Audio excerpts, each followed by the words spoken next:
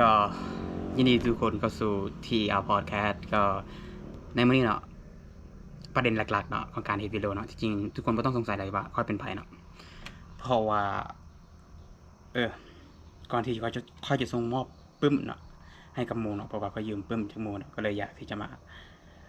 บอกทุกคนว่าปึ้มนี้มันมีดีมันมีหลายเนาะอยากให้ทุกคนต้องมีเก็บเมียนอยู่ในเรือนแน่นอนเนาะปึ้มตัวนั้นก็คือเดี๋ยวต้องเบิ่งก่อนเพราะว่าค่อยต้องส่งให้กับหมู่เนาะ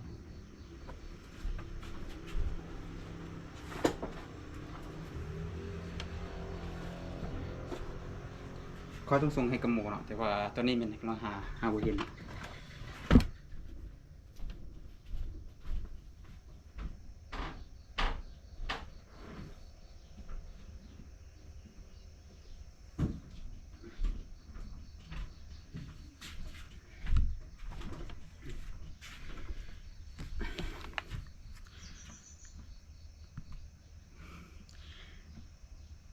ก็อยากเล่าให้ทุกคนฟังหน่อยหนึ่งเนาะสำหรับหนังสือเนาะสำหรับค่อยกับหนังสือเนาะค่อยคิดว่าหนังสือมันเป็นตัวหนึ่งที่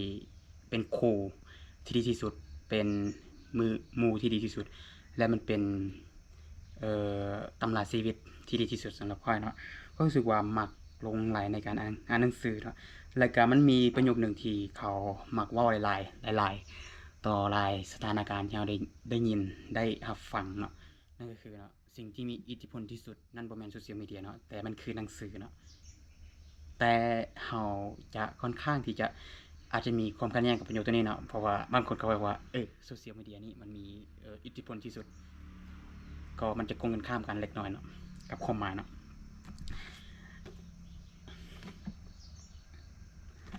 นี่เป็นหนังสือหนึ่งเนาะที่อยากที่จะแนะนำกับทุกคนเนาะต้องมีเนาะเมียนติดในเมียนเนาะไว้ในเขื่อนใน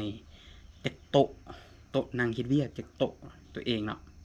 ก็รู้สึกว่าหนังสือตัวนี้เนาะมันสอนให้เราได้หลายอย่างเนาะมัน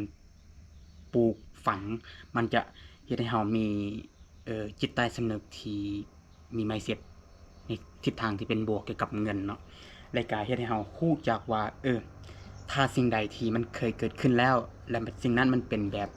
ที่มันอยู่แบบ normal มันเป็นสิ่งที่เดิมๆเนาะมันบ่สามารถที่จะแก้ไขเปลี่ยนแปลงได้และมันบ่สามารถที่จะวัดผลได้สิ่งนั้นในที่สุดเนาะมันก็จะจางหายไปเนาะบอกเลยว่าเนาะในหนังสือเล่มนี้เนาะค่อยแม่นบ่มีความสามารถพอที่จะมาสรุปหนังสือนี้ทั้งหมดได้และก็บ่มีเวลาพอที่จะมาสรุปหนังสือเล่มนี้เนาะแต่บอกว่าหนังสือเล่มนี้เนาะมันดีหลายเนาะคนเขียนแม่นจริงๆคนทุกคนน่าจะรู้เนาะเป็นโรเบิร์ต คิวซากิเนาะเป็นคนที่ประสบความสำเร็จเกี่ยวกับทางอิสรภาพทางด้านการเงินเนาะพ่อรวยสอนลูกให้รวยเนาะการที่เรามีต้นทางที่ดีการที่เรามี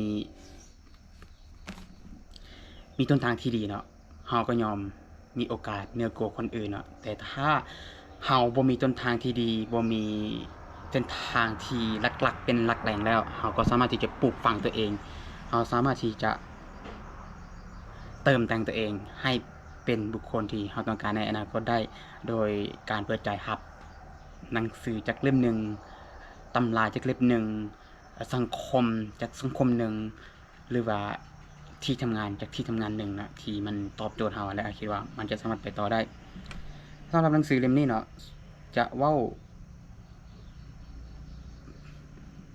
ส่วนหลายเนาะจะเว้าเนาะที่ค่อยสามารถจับประเด็นหลักๆก็คือเกี่ยวกับ mindset ทัศนคติของคนคนหนึ่งเนาะมันเริ่มต้นจากการที่จากคนหนึ่งซึ่ง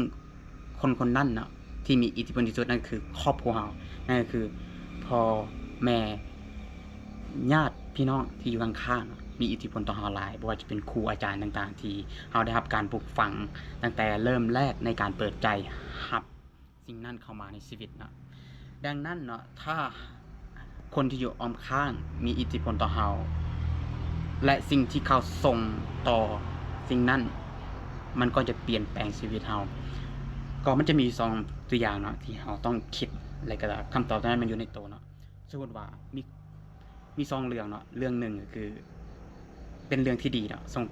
คนนั้นต้องการที่จะส่งต่อและมันสามารถที่จะไปต่อในอนาคตได้ส่งต่อเราก็จะรับมันมาเราก็จะเป็นบุคคลเราก็จะได้ความรู้เราก็จะได้สิ่งที่เขาส่งต่อนั้นมาและใส่ต่อเพราะว่ามันสามารถไปต่อในอนาคตแต่สมมุติว่าเรื่องหนึ่งเนาะมันบ่สามารถมันอาจจะดีแต่มันบ่สามารถที่จะไปต่อในอนาคตส่งต่อเราก็รับไปแต่ว่ามันบ่สามารถที่จะไปต่ออนาคตก็คุณค่าของมัน value ของมันก็จะแตกต่างกันไปตามการขาดหายเนาะของความหมายนั้นเรื่อยๆอาจจะเป็นช่วงเวลาหรือว่าธรรมชาติที่จะเฮ็ดให้มันต้องขาดเคลื่อนหรือว่าหายไปเนาะก็อาจจะมีเนาะในวิดีโอต่อไปเนาะที่อาจจะมาเว้าเกี่ยวกับบางข้อเกี่ยวกับหนังสือบางตำราที่เราได้อ่านบางประสบการณ์ที่เราได้พบบางสิ่งที่เราต้องการใฝ่ฝันและเสาะหามันก็อาจจะมีเนาะแต่ว่าในมื้อนี้เนาะก็ก่อนที่จะมาส่งปึ้มตัวนี้ให้กับหมู่เนาะข้อยก็เลยอยากที่จะแนะนำว่าปึ้มโรเบิร์ต คิโยสกิอันนี้เป็นภาคน่าจะเป็นภาคที่2ข้อยก็จำบ่ได้ชื่อบ่ได้เนาะน่าจะเป็นภาคที่2ของท่านโรเบิร์ต คิโยสกิข้อยรู้สึกว่า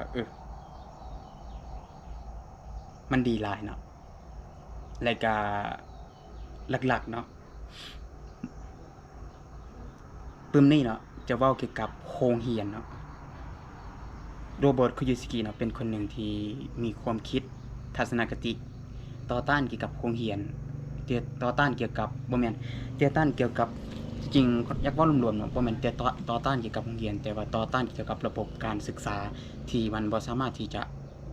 ที่มันวัดผลเพียงแต่ด้านเดียวเนาะทั้งที่คนเราเนาะมันมีความสามารถในหลายๆด้านแต่ระบบการศึกษานั้นเนาะมันวัดผลเพียงแต่ด้านเดียวดังนั้นเนาะเมื่อมันบ่สามารถที่ตอบโจทย์ของเราได้แสดงว่าระบบนั้นมันก็ย่อมขาดเคลื่อนคำว่าดีหลายเกินไปคำว่าดีและสามารถใช้ต่อในอนาคตน้อยลงเนาะดังนั้นเนาะมันก็เลยเป็นหนังสือหนึ่งที่ข้อยอยากจะมาเว้าเนาะแต่ว่าหนังสือนี้เนาะที่ข้อยอยากมาเว้าหลักๆนั่นก็คือเนาะก็รู้สึกว่าถ้ามื้อหนึ่งเนาะเฮาต้องบอกเลยว่าเนาะหนังสือเล่มนี้เนาะมันจะตอบโจทย์กับหลายๆคนว่าจะเป็นคนที่กำลังตามหาเส้นทางที่เราเฮ็ดว่านั่นมันเป็นความจริงหรือบ่แล้วก็ที่2นั่นก็คือถ้าเราเป็นคนหนึ่งเป็นอาจารย์เป็นอาจารย์เนาะที่ต้องการที่จะสอนจักคนหนึ่งเนาะสิ่งหนึ่งที่เราควรจะสอนที่เราควรรู้ว่าเราจะสอนนั้นมันจะดีมีประสิทธิภาพหรือบ่หนังสือเล่มนี้มันก็จะไขปริศนาหลักๆนะก็ข้อยบ่รู้ว่าทุกคนจะเปิดใจรับมันหรือบ่แต่ว่าข้อยเชื่อว่าในกลุ่มคนที่มักในการนั่งอ่านหนังสือก็หนังสือเล่มนี้เนาะก็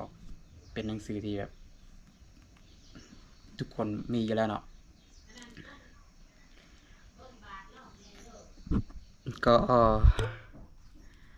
ในคลิปนี้ก็จะประมาณนี้นะทุกคนเนาะเพราะว่าข้อยก็